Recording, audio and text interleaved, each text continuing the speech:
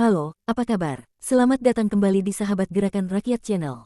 Di sini, kita tidak hanya sekadar mencari informasi, tapi juga mencari pemahaman. Saya percaya, sebuah ide yang baik akan menjadi lebih bermakna jika kita bedah dari berbagai sisi. Di kanal ini, kita akan menjelajahi berbagai topik, dari fenomena sosial hingga filsafat, dari sains hingga seni, semuanya dikemas dengan cara yang mudah dicerna, namun tetap berbobot. Jika Anda tertarik untuk menjadi bagian dari komunitas yang haus akan pengetahuan ini, pastikan Anda subscribe dan menyalakan lonceng notifikasi.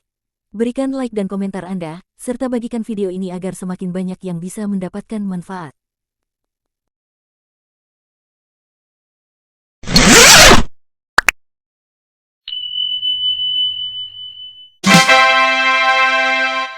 Dari jalanan ke ruang rapat, ujian sejati gerakan rakyat dan Jakpro. Dalam arena politik, penempatan posisi tak pernah steril dari kepentingan. Penunjukan Syahrin Hamid, Ketua Umum Gerakan Rakyat, sebagai Komisaris BUMD Jakpro, segera menyulut perdebatan publik, sekaligus memicu pergulatan ideologis di internal organisasinya sendiri. Bagi sebagian, ini adalah langkah pragmatis untuk mengonsolidasikan kekuatan politik.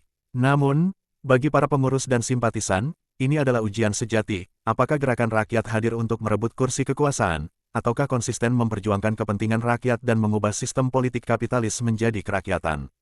Gerakan Rakyat bukan entitas sembarangan. Organisasi ini telah menjadi mesin penggerak efektif dalam menggalang dukungan dan menjaga basis massa. Sebagai pucuk pimpinannya, Syahrin Hamid adalah figur sentral yang mengendalikan energi politik di lapangan. Dengan demikian, penunjukannya melampaui sekadar pengisian kursi kosong. Ini adalah transformasi modal sosial menjadi modal ekonomi politik, sebuah langkah strategis yang kerap dipertanyakan oleh kader yang memegang teguh cita-cita perubahan. Jakpro adalah entitas strategis yang mengelola nadi pembangunan Jakarta. Tugas seorang komisaris bukan sekadar pengawas, melainkan pengarah kebijakan yang menentukan arah perusahaan. Posisi ini menuntut pemahaman bisnis, keahlian analisis risiko, dan visi pembangunan yang jelas. Pada titik inilah, kita dihadapkan pada dilema politik abadi yang kini merongrong internal Gerakan Rakyat, apakah yang lebih utama, konsistensi ideologi atau pragmatisme kekuasaan. Loyalitas menjamin kepatuhan terhadap garis komando, tetapi kompetensi yang menentukan keberhasilan. Mengorbankan salah satunya selalu membawa risiko besar. Bagi banyak kader, penunjukan ini dianggap sebagai balas jasa, yang justru mengkhianati semangat awal perjuangan mereka. Mereka melihat pemimpinnya kini terjebak dalam pusaran kekuasaan yang dulu ingin mereka ubah. Jika dibaca melalui lensa real politik, setidaknya ada 3 motif strategis di balik penunjukan ini. Pertama, pengamanan basis dukungan.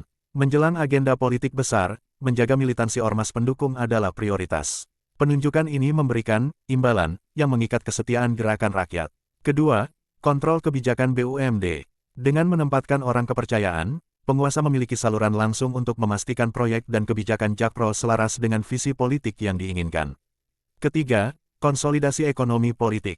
Penunjukan ini juga memberikan akses pada sumber daya ekonomi, yang dapat digunakan untuk menopang agenda politik jangka panjang.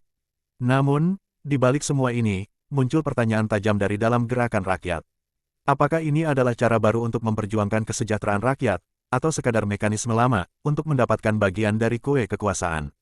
Pertanyaan ini adalah peringatan kritis, bahwa legitimasi sebuah gerakan, tidak hanya ditentukan oleh pimpinannya, tetapi juga oleh keyakinan dan konsistensi seluruh anggotanya terhadap cita-cita perjuangan. Penunjukan Syahrin Hamid adalah langkah politik yang sah, dalam kerangka kekuasaan, namun ia datang dengan beban moral yang tidak ringan. Jabatan publik bukanlah hadiah atas jasa politik, melainkan sebuah mandat yang menuntut pertanggungjawaban publik dan ideologis.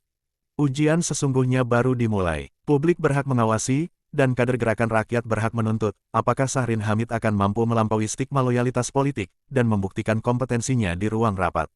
Akankah penunjukannya menjadi katalisator bagi perbaikan Jakpro, dan kesejahteraan rakyat, atau sekadar menjadi catatan lain dalam daftar panjang praktik bagi-bagi kekuasaan, yang mengorbankan profesionalisme dan cita-cita ideologis. Ini adalah ujian penting, bukan hanya bagi Syahrin Hamid dan Gerakan Rakyat, tetapi juga bagi mereka yang memegang kendali kekuasaan. Sejarah akan mencatat, apakah ini adalah contoh bagaimana loyalitas dapat diubah menjadi kekuatan pembangunan, atau sekadar pengulangan pola lama, yang menggerus kepercayaan publik dan mengkhianati perjuangan akar rumput.